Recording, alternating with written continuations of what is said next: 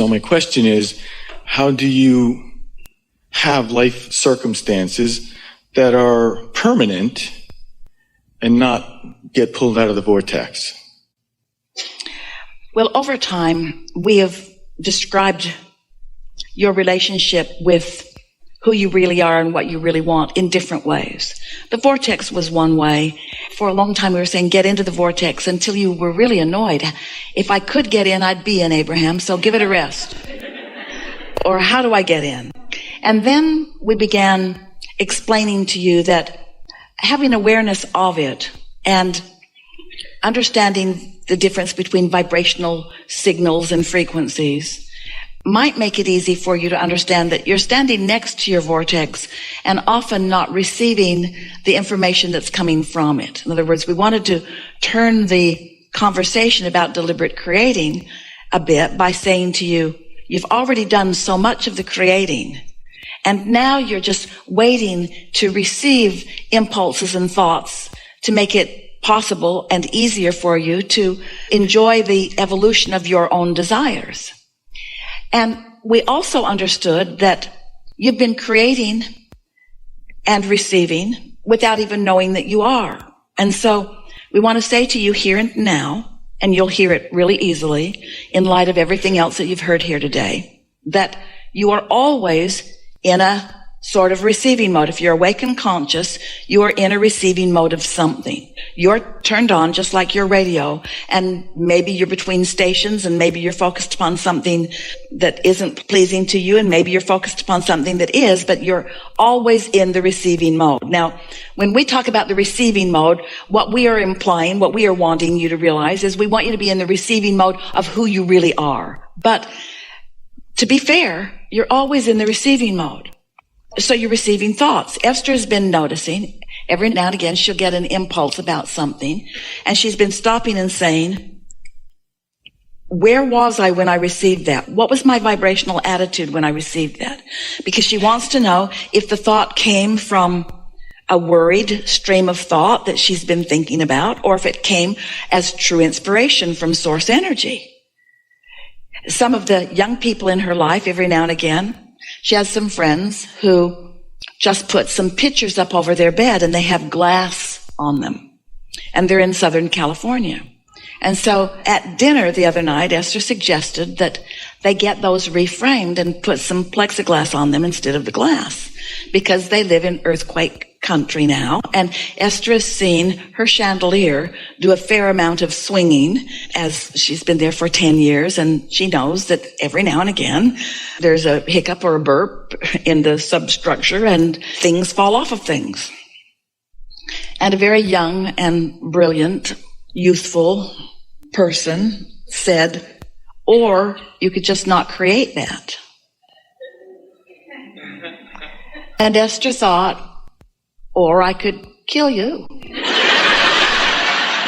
Well, he was making a really good point. So then the question at the dinner table became, am I creating this reality, or is my guidance guiding me? Am I being guided to better life, or am I creating not good life when my guidance system is sort of warning me about something? And so because of things like that, Esther's been stopping frequently in situations like that and asking, where did that impulse come from? Well, in this case, they'd been laughing. They'd been having a wonderful time. They had basked themselves all the way there. There was nothing that was happening in the conversation that was other than high-flying and tuned in, tapped in, turned on. And the thought just came out of the ethers into Esther's mind. And so she feels certain that it is a really good idea in order to assist them in continuing to live happily ever after. That's all she had to do, is have that thought. So these are good questions for you. When a thought comes up that is unsettling, because when you think about it, Esther was so solution-oriented, she wasn't feeling any negative emotion about that. She knows of a beautiful frame shop where they can get magnificent frames. She saw some plexiglass that is so clear and scratch-resistant. In other words, it just seemed like the perfect idea.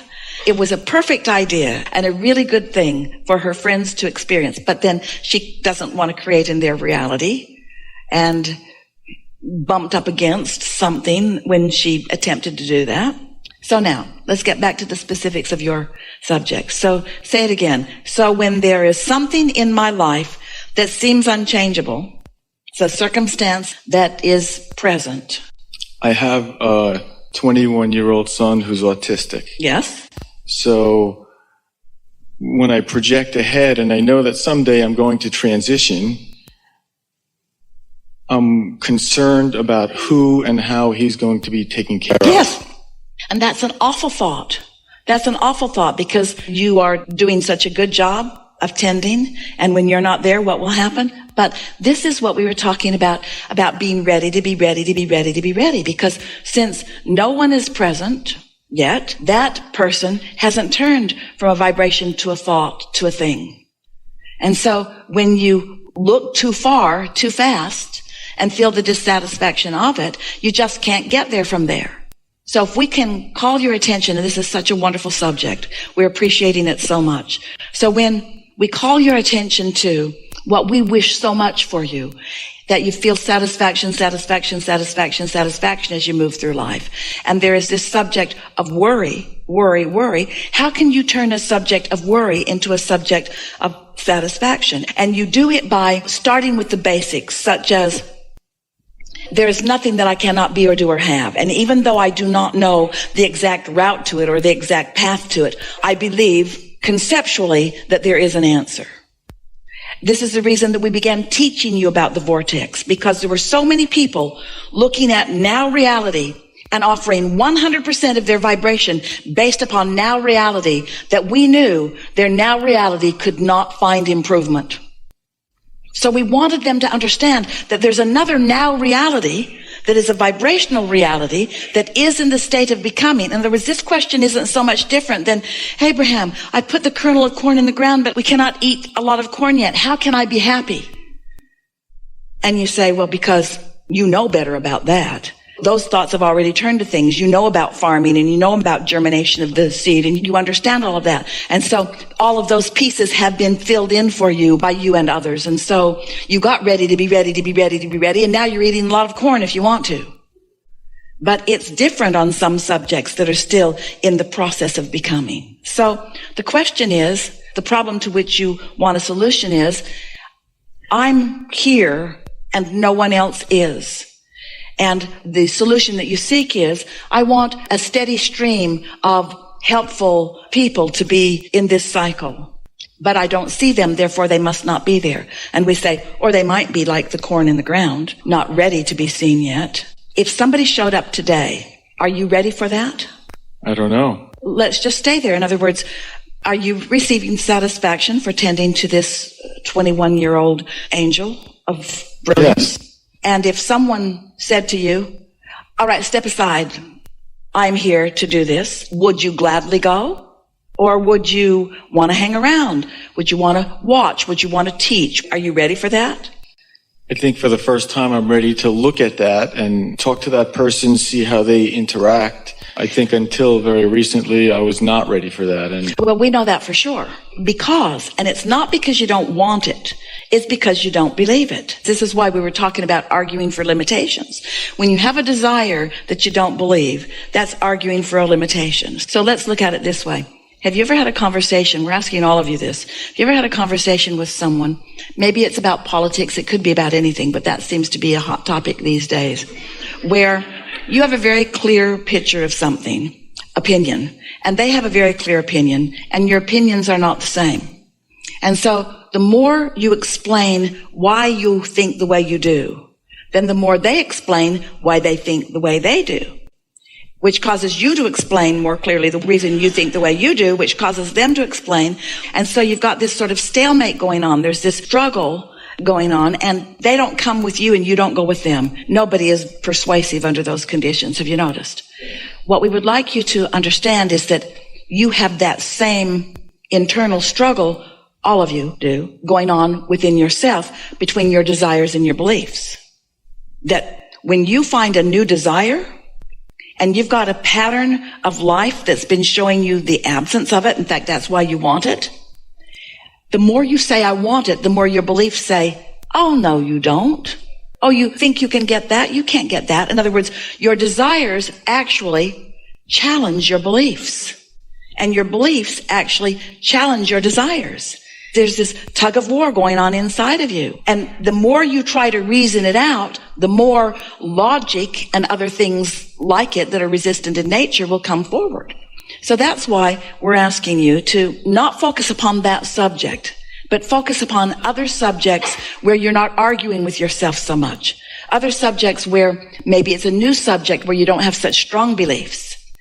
Do you know that you can find a new idea that is appealing to you, and your inner being will show you several every day? A new idea that is appealing to you that you haven't thought that much about, and in the same day, your inner being can satisfy it several times. Have you ever noticed that?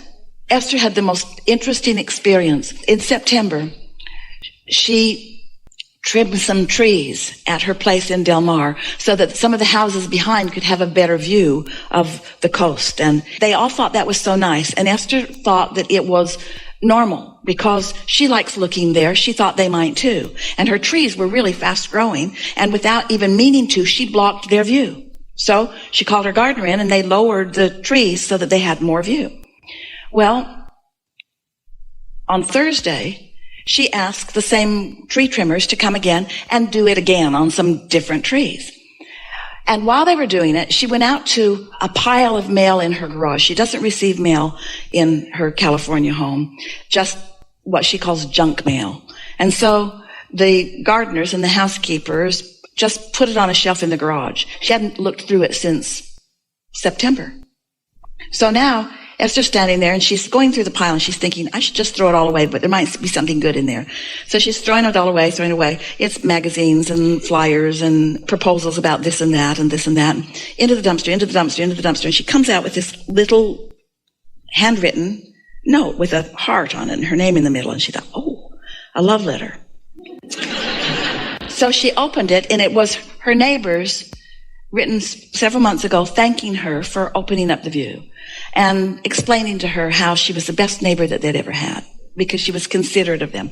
And she thought, isn't it interesting? Didn't know that note was there in a big pile, and law of attraction gave her the impulse to sort through the pile and find the note on the same day that she was trimming trees again. Now, it seems coincidental.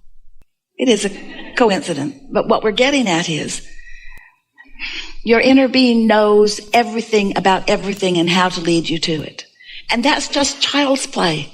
This is the same source energy that keeps your earth spinning in its orbit. We think this same source energy can find the perfect person to pick up where you leave off on anything that matters to you. But you can't get there from there if it's something that you're focused upon and feeling dissatisfaction about. So the answer to the question is just find something, anything that you feel satisfied about, and let that preoccupy you for a while. And with all of this knowledge that you've gathered, and as you're more getting ready for that reception and ready for that reception, things just begin to unfold. Sometimes you have to be over there in order to get the impulse to be over there, and then you have to be over there to get the impulse to be over there, and then you have to be over there to get the impulse to be over there, and then you have to be over there to get the impulse to be over there. And when you get over there, that's what you've been looking for, and you didn't even know it while you're there and there and there and there and there and there and there. That's what we mean by getting ready to be ready to be ready. But when you hit it too head on, when you try to think it through, when you decide that you must solve all of your problems yourself in an attitude of, and here it is, in an attitude of proving your worthiness by your ability to solve these problems. Oh, let it ring your bells. Hear what we're talking about. I'm here to prove worthiness and I've got to figure this out.